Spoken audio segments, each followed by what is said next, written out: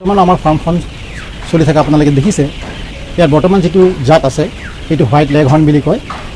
এই জাতটো আমি কলিয়াবৰ ডাক ডেয়াৰিং ফাৰ্মৰ পৰা অনা হৈছে। বৰ্তমান আমি এদিনীয়া পোৱালি আনিছোঁ আৰু এই এদিনীয়া পোৱালিটো কেনেকৈ তেওঁলোকক ৰখা হয়, তেওঁলোকক কি হিচাপত ঔষধ দিয়া হয়, ভেকচিন দিয়া হয়, সেই বিষয়ে মই অলপ আপোনালোকক জনাইছোঁ। বৰ্তমান আমাৰ যিটো হোৱাইট লেগহৰ্ণ আছে, যিদিনা আমি আনিম তাৰ 4-5 ঘণ্টাৰ আগতে আমি তেওঁলোকক এটা চিক গাৰ্ডৰ এটা এৰিয়াৰ ভিতৰত চিক গাৰ্ড বনাই সেই চিক গাৰ্ডটো 4-5 ঘণ্টাৰ আগতে গোটেই ব্ৰিডিং চিষ্টেমটো ঠিক কৰি লৈ সেই জেগাটো আমি কিছু গৰম কৰি ৰাখোঁ। এইকাৰণে ৰাখোঁ যাতে জেগাটো কোনো ধৰণে সেমেকা হৈ নাথাকে। গতিকে সেই জেগাটো আমি এটা এৰিয়া বান্ধি পেলাই চিক গাৰ্ডে দি তাতে আমি পেপাৰ ঠিক কৰি লওঁ। ঠিক কৰি পেলাই আমি তাতে যিটো হিচাপত ব্ৰিডিংটো দিব লাগে সেই হিচাপে ব্ৰিডিং থৈ পেলাই আমি পোৱালিবোৰ তাত এদিনীয়া পোৱালিবোৰ সোমাওঁ। প্ৰথম দিনা আমি কি কৰোঁ, তেওঁলোকক গ্লুক'জ পানী তেওঁলোকক আমি খাবলৈ দিওঁ আৰু ছেকেণ্ড ডে'ৰ পৰা আমি কি কৰোঁ, গ্লুক'জ পানীৰ লগতে আমি প্ৰিভেণ্টিভ হিচাপে এটা এণ্টিবায়'টিক ড'জ দিওঁ। সেইটো 5 পৰা 3 দিন আমি দিওঁ, মেক্সিমাম 5 দিনলৈ আমি দিওঁ। গতিকে সেই দিয়াৰ পিছত আমি তাৰপিছত নেক্সট তেওঁলোকক ভিটামিন বি কমপ্লেক্স বা মাল্টিভিটামিন এটা মিলাই আমি 7 দিনমান দিওঁ আৰু তেওঁলোকে তেতিয়া অলপ সুস্থ হৈ উঠে, তেওঁলোকৰ যিখিনি দৰকাৰ গোটেইখিনি মিনাৰেলছখিনি পাই যায়। আৰু প্ৰথম এদিনৰ পৰা 7 দিনৰ ভিতৰত আমি এটা ভেকচিন দিওঁ, সেইটো F1 বুলি কয়। সেই F1 ভেকচিনটো আমি হয় চকুত নতুবা নাকত দিব লাগে। তাৰপিছত আমি কি কৰোঁ, নেক্সট 14 দিনত আমি এটা ভেকচিন দিওঁ, সেইটো IBD ইণ্ডিয়ান বাৰ্চেল ডিজিজ বুলি কয়। সেই ভেকচিনটো আমি স্কিম মিলৰ লগত মিলাই এটা জোখ আছে, যেনেকুৱা আপোনাৰ 1 লিটাৰ পানীত 2 গ্ৰাম স্কিম মিল হ'ব লাগে, তেনে এটা জোখত কিমান কোৱাণ্টিটি থাকে সেইটো আমি হিচাপ কৰি ওলাই লওঁ, সেই IBD ভেকচিন দিয়া হয়। আৰু এই প্ৰি-ষ্টাৰ্টাৰ যিটো প্ৰথম দানা দিওঁ সেইটো আমাৰ 1 পৰা 12 দিন বা 14 দিনলৈ দিয়া হয়। নেক্সট আমি আপোনাৰ ষ্টাৰ্টাৰ দিওঁ, ষ্টাৰ্টাৰটো মোটামুটি আপোনাৰ 20-25 দিনলৈ দিয়া হয়। তাৰপিছত তেনেকৈ আমি গ্ৰ'ৱাৰ দিওঁ। ঠিক তেনেকৈ অনুপাতি গৈ আমি প্ৰি লেয়াৰটো দিওঁ। সেইটো আমাৰ মোটামুটি দানা আৰু ভেকচিনৰ প্ৰগ্ৰাম। আৰু এটা ভেকচিন আপোনালোকৰ দিয়া হয় যিটো F1 আমি 7 দিনৰ ভিতৰত দিলোঁ, সেইটো 28 দিনত আকৌ এবাৰ দিয়া হয় বুষ্টাৰ ড'জ হিচাপে, যিটো লাচুটা ষ্ট্ৰেইন বুলি কয়, সেইটো আমি 28 দিনত দিওঁ। তাৰপিছত আমি নেক্সট ভেকচিনটো পৰে আপোনাৰ এইটো 7 সপ্তাহত পৰে, 5 পৰা 7 সপ্তাহৰ ভিতৰত দিওঁ। তাৰ নেক্সট একদম যিটো আপোনাৰ 5 সপ্তাহ বা 7 সপ্তাহ এইটো আপোনাৰ ফল পক্স বুলি কয়। আৰু নেক্সট 12 সপ্তাহত যিটো দিওঁ 8 পৰা 12 সপ্তাহৰ ভিতৰত সেইটো R2B বুলি কয়। এইখিনি ভেকচিন মোটামুটি প্ৰগ্ৰাম।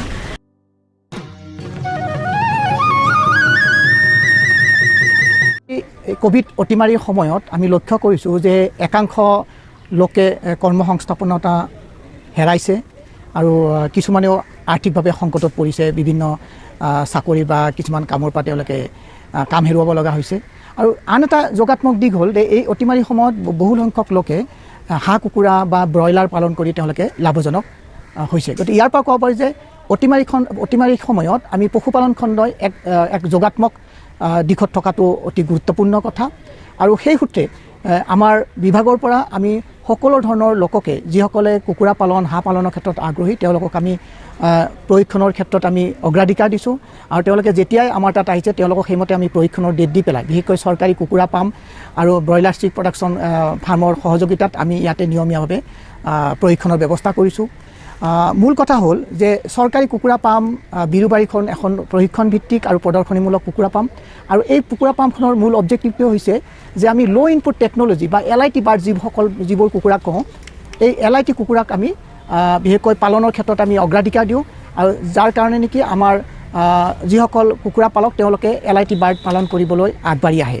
গতিকে LIT বাৰ্ড বুলি কোৱাৰ লগে লগে প্ৰশ্ন হৈছে কি LIT বাৰ্ড? LIT বাৰ্ড এইটো ল' ইনপুট টেকন'লজি বাৰ্ড বুলি ক'বলৈ গ'লে আমি এটা কথাই ক'ব লাগিব যে এই জাতৰ চৰাইটো কুকুৰা যথেষ্ট উন্নত মানৰ।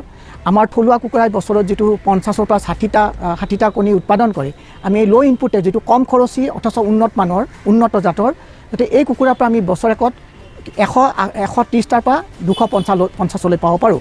ঠিক তেনেদৰে ইয়াৰ বিভিন্ন জাত আছে। আৰু এই কুকুৰাবোৰ সাধাৰণতে central poultry development organisation Bharat চৰকাৰৰ যি সংস্থা তেওঁলোকে গৱেষণা কৰি এনেধৰণৰ LIT বাৰ্ডৰ উদ্ভাৱন কৰিছে। আৰু সুখৰ কথা আমাৰ অসম কৃষি বিশ্ববিদ্যালয়ৰ পশু চিকিৎসা যিটো আমাৰ আছে ভেটেনেৰী কলেজৰ যিটো গৱেষণা সঞ্চালক আছে তেওঁৰ অধীনত কামৰূপা জাতৰ এটা আমি কামৰূপা এটা উন্নত জাতৰ সঁচ এটা উদ্ভাৱন হৈছে। আৰু এইটো আমাৰ কাৰণে খুবেই ভাল খবৰ। আৰু এই কামৰূপা জাতৰ আমি আমাৰ অসমত থলুৱাভাৱে পোৱা বিভিন্ন কুকুৰাৰ সংমিশ্ৰণত উদ্ভাৱিত এটা জাত। আৰু এই কুকুৰাৰ উৎপাদনশীলতা বছৰি 130ৰ পৰা 150টা। আমি বিৰুবাৰী এই চৰকাৰী কুকুৰা পামত সাধাৰণতে আমি কামৰূপা পালন কৰোঁ, আৰায়াৰ, হোৱাইট লেগহৰ্ণ, ৰেইনবো ৰুষ্টাৰ। আমি এই চৰকাৰী কুকুৰা পামখন আমি সাধাৰণতে এটা মাদাৰ ইউনিট হিচাপত মানে গ্ৰহণ কৰিছোঁ। মাদাৰ ইউনিট বুলি ক'লে এইটোৱে যে আমি দেখিবলৈ পাওঁ যে যেতিয়া আমাৰ কোনো কুকুৰা পালকে এদিনীয়া পোৱালি নিয়ে, তে এদিনীয়া পোৱালিৰ যিটো মেনেজমেণ্ট, এদিনীয়া পোৱালিৰ যিটো যতনৰ ক্ষেত্ৰত তেওঁলোকৰ কিছু সমস্যা থাকে, তেওঁলোকে অভিজ্ঞও নহয়, যিহেতু তেওঁলোকে তেনেধৰণৰ কোনো প্ৰশিক্ষণৰ তেওঁলোকৰ সুবিধা নাথাকে বা প্ৰশিক্ষণ তেওঁলোকে লোৱা নাই, তেনেবিলাকৰ ক্ষেত্ৰত আমি মৰ্টেলিটি, মৃত্যুৰ হাৰ যথেষ্ট দেখিবলৈ পাওঁ। সেই গতিকে চৰকাৰী কুকুৰা পাম বিৰুবাৰীত আমি এইখনক মাদাৰ ইউনিট এনেধৰণে গঢ়ি তুলিব বিচাৰিছোঁ যে যিসকল কুকুৰা পালকে তেওঁলোকে ঘৰতে 20, 22টা, 30টা, 50টা কুকুৰা পালন কৰি তেওঁ নিজৰ পৰিয়ালৰ মানে প্ৰয়োজনীয় কুকুৰাৰ কণীৰ চাহিদা পূৰোৱাৰ উপৰিও অতিৰিক্তখিনি যাতে বিক্ৰী কৰিব পাৰে, তেওঁলোকক আমি চৰকাৰী মূল্যত 4ৰ পৰা 5 সপ্তাহৰ আমি কুকুৰা যোগান ধৰোঁ। আৰু ইয়াতে আমি 4ৰ পৰা 5 সপ্তাহলৈ ৰখাৰ মূল উদ্দেশ্যটো হৈছে কি যে আমি সাধাৰণতে ইয়াতে যিদৰে এদিনীয়া পোৱালি আনি ইয়াক আমি সম্পূৰ্ণ ব্ৰুডিঙত ৰাখোঁ আৰু সেই ব্ৰুডিঙৰ সময়ছোৱাৰ লগতে এই 4 সপ্তাহত যিখিনি প্ৰয়োজনীয় প্ৰতিষেধক চিটা, সেই প্ৰতিষেধক চিটাখিনি আমি ব্যৱস্থা কৰোঁ, যাতে কুকুৰা পালকজনে তেওঁ এটা যিটো জটিল সময়খিনি ইয়াতে আমি পালন কৰি দিয়াৰ কাৰণে পৰৱৰ্তী সময়ত তেওঁৰ কোনো ধৰণৰ অসুবিধা নহয়। ইয়াতে আমি F1 ষ্ট্ৰেইন, বিশেষকৈ নিউকেচেল ডিজিজ বা ৰাণীক্ষেতৰ F1 ষ্ট্ৰেইনটো দিওঁ। সেইবিলাক ইনফেকচিয়াছ বাৰ্চেল ডিজিজ, ইয়াতে IB ভেকচিনটো আমি 12 পৰা 14 দিনৰ ভিতৰত দিওঁ। তেনেধৰণে লাচোটা ষ্ট্ৰেইনটো আমি 28 দিনৰ ভিতৰত আমি দিওঁ। ঠিক তেনেদৰে আমি বিশেষকৈ ফাউল পক্সৰ ক্ষেত্ৰত আমি 35 ডেজত দিওঁ। আৰু এই ভেকচিনকেইটা দিয়াৰ ফলত আমি কিছু পৰিমাণে আমি কুকুৰা পালকক এটা সকাহ দিওঁ আৰু তাৰ 4 সপ্তাহৰ পাছত যিটো চৰকাৰী মূল্যত আমি তেওঁলোকক পালনৰ সুবিধা কৰি দিওঁ। গতিকে আমি এই যিখন প্ৰশিক্ষণ ভিত্তিক আৰু প্ৰদৰ্শনীমূলক কুকুৰা পামখন আছে, এই কুকুৰা পামখনত শেহতীয়াভাৱে আমি কলিয়াবৰৰ ডাক ফাৰ্মৰ পৰা আমি হোৱাইট লেগহৰ্ণ আনিছোঁ। এই হোৱাইট লেগহৰ্ণ অতি উন্নত জাতৰ কুকুৰা, যাৰ বছৰি উৎপাদন 250ৰ পৰা 280লৈকে হয়। ঠিক তেনেদৰে আমি পৰৱৰ্তী আমাৰ যিকেইটা পল্ট্ৰি ছেট আছে তাত আমি ৰেইনবো ৰুষ্টাৰ বা কলিংগ ব্ৰাউন, টাৰ্কি, গিনি ফাউল, আৰায়াৰ আৰু কৰকনাথৰ কথা আমি চিন্তা কৰিছোঁ। সেইবোৰ আমি ডেমনষ্ট্ৰেশ্যন বা প্ৰদৰ্শনীমূলক হিচাপত ৰাখিম। কিন্তু আমি কুকুৰা পালকসকলক ৰেইনবো ৰুষ্টাৰ, কামৰূপা আমি তেওঁলোকক নিয়মীয়াভাৱে যোগান ধৰিবলৈ সক্ষম হ'ম। তেওঁলোকে যদি আমাক আগতীয়াকৈ তেওঁলোকৰ নাম আৰু বুকিং কৰি থৈ যায়, তেতিয়াহ'লে আমি দিয়াত আমাৰ আপত্তি নাই। আমি সেইমতে তেওঁলোকক দিবলৈ সক্ষম হ'ম। এতিয়া প্ৰথম কথা হ'ল যে LIT বাৰ্ডত আমি কিয় গুৰুত্ব দিছোঁ। আমি সদায় লক্ষ্য কৰিছোঁ যে অসমৰ বিশেষকৈ বাহিৰৰ ৰাজ্যৰ পৰা এক বিপুল ধনৰ বিনিময়ত আমি কণী আমদানি কৰি আছোঁ। আমাৰ ৰাজ্যৰ পৰা বৃহৎ পৰিমাণৰ ধনৰ বহিগমন হৈ আছে। সেইটো এটা সদায় এটা গুৰুত্বপূৰ্ণ কথা হিচাপত চলি আহিছে।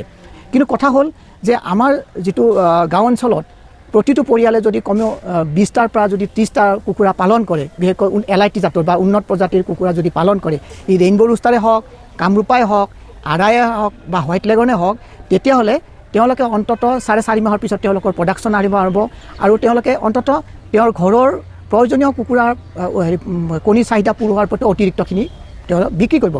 অন্যথা নহ'লেও তেওঁলোকে কি কৰিব পাৰে, তেওঁলোকে যদি সৰু 100 কণী দিব পৰা এটা ইনকুবেটৰ এটা বনাই লয়, তাৰ পৰাও তেওঁলোকে পোৱালি উৎপাদন কৰি বিক্ৰী কৰিব পাৰিব। কাৰণ শেহতীয়াভাৱে আমি দেখিবলৈ পাইছোঁ যে থলুৱা কুকুৰাৰ এটা যথেষ্ট চাহিদা বৃদ্ধি পাইছে। বহু সংখ্যক যুৱক যুৱতীয়ে থলুৱা কুকুৰা পালনত গুৰুত্ব দি আছে, যিহেতু বজাৰত থলুৱা কুকুৰৰ প্ৰতি কিলোগ্ৰামৰ ওজন, প্ৰতি কিলোগ্ৰামৰ মূল্য 450 টকাৰ পৰা 480 টকা। গতিকে সেই বজাৰৰ চাহিদা আৰু মূল্যৰ প্ৰতি লক্ষ্য ৰাখি আমাৰ বহু সংখ্যক যুৱকে থলুৱা কুকুৰাৰ বিজ্ঞানসন্মত পালনত গুৰুত্ব দিছে, অথচ ইয়াক মিট পাৰ্পাছত অৰ্থাৎ মাংসৰ হিচাপত বিক্ৰী কৰে। কিন্তু এই ফাৰ্মসমূহক নিয়মীয়াকৈ কুকুৰা পোৱালি যোগান ধৰিবলৈ আন কিছুমানে হয়তো ব্ৰিডাৰ ফাৰ্ম খুলিব লাগিব থলুৱাকৈ।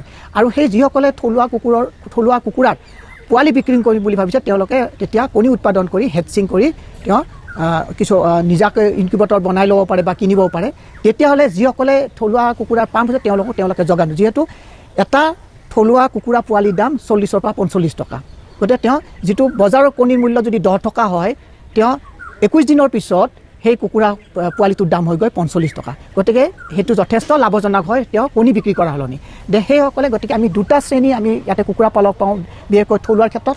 এছামে মিট হিচাপত তেওঁলোকে পালন কৰে, মিট পাৰ্পাছত, আৰু আন এছামে হয়তো কুকুৰা পোৱালি হিচাপত তেওঁলোকে পালন কৰিব পাৰে। আৰু দ্বিতীয় কথা হৈছে যে আমাৰ ইয়াতে এটা পায় ৰেইনবো ৰুষ্টাৰ। ৰেইনবো ৰুষ্টাৰৰ কণী উৎপাদন বছৰি 200ৰ ভিতৰত, 180ৰ পৰা 200ৰ ভিতৰত, অতি শক্তিশালী আৰু ইয়াৰ ৰোগ প্ৰতিৰোধ ক্ষমতা যথেষ্ট বেছি। ইয়াৰ কণীৰ চাইজ ডাঙৰ, গতিকে ইয়াৰ সেইমতে বিক্ৰী মূল্যও ভাল কিন্তু তেওঁলোকে এই কুকুৰাটো